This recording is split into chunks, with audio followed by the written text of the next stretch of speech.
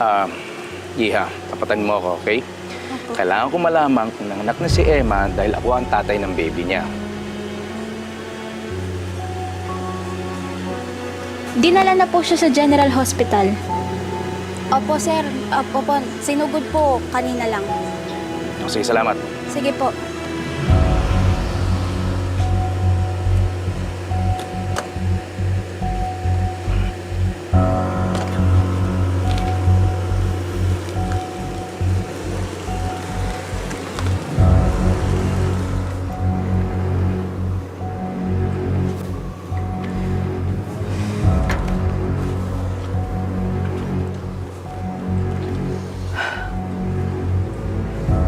Tama yung ginawa mo, Becca. Ma'am, kahit hindi niyo naman ho sabihin sa akin yun, gagawin ko naman ho talaga eh. Hindi ko ho pwedeng sabihin kay Sir kung nasan si Ma'am Emma. Papagalitan ho ni Sir Angie. Okay. So saan niyang ospital siya dinala? Ayun lang hindi ko ho talagang alam, ma'am. Sigurado ka hindi mo alam. Promise ho, ma'am. Promise ho. Wala kang kwenta, peste. Halika na nga, Selma. Tara. Ma'am.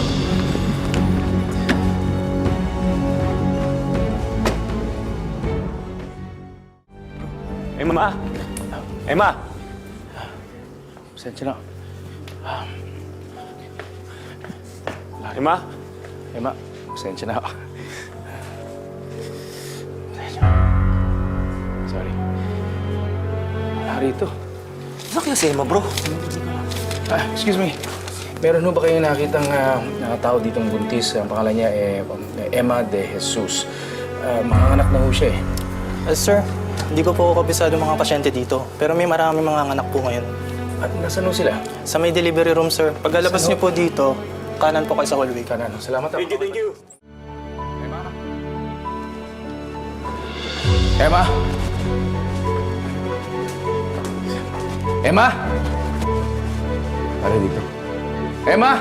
Emma! Sir, saan mo kayo pupunta? Pupunta ako sa asawa ko si Emma de Jesus. Andito Wala ba siya? na pong tao sa delivery room pati sa OR. Nanganak na po silang lahat. Titignan ko lang, baka nandito. Ay, sir, hindi po Excuse pwede. me. Bawal po kasi. Titignan ko lang. Sir, Hindi, lang kayo Sir, eh. titignan ko lang kung nandito yung asawa ko. Sige na ako, sir. Hindi po pwede, sir. Bawal na po. Pare, wala dito si Emma. Linoko ako ng maid nila. Alamang yung maid na yun, kampi kay Angelo yun. Malamang nasabihan eh, nailayo kay Emma. Ano nangyayari dito, pare? Hindi, pare. Mahanap ko yun. Paano, pare? Hindi, pare, gagawa ko ng paraan. Kailangan ko mahanap yun. Pag nakita ko yun, pare, doon pa lang malalaman kung ano ko yung bata.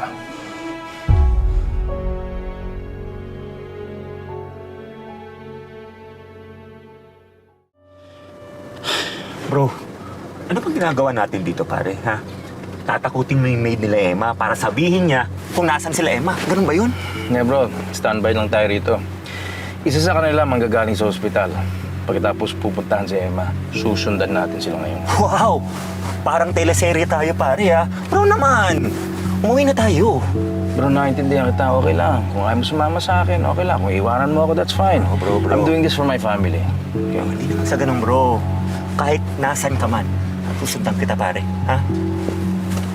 Hindi teleserye ito, ah. Bro, alam ko, pare. Tunay na buhay ito. Oo, I'll go wherever you will go, bro. Ganun kita kamahal, pare.